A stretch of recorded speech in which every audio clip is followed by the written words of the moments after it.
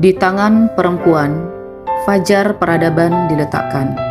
Tak lagi tentang pingitan yang sunyi, kini tentang mimpi yang menari tinggi. Habis gelap, terbitlah terang. Bukan sekedar kalimat, melainkan janji yang dipahat di atas perjuangan. Mari menjadi pelita bagi diri sendiri sebelum menjadi cahaya bagi dunia. Kepada perempuan masa kini, teruslah tumbuh tanpa takut layu. Untukmu yang membawa nama Kartini dalam nadimu, jangan biarkan sayapmu patah oleh kata tidak bisa.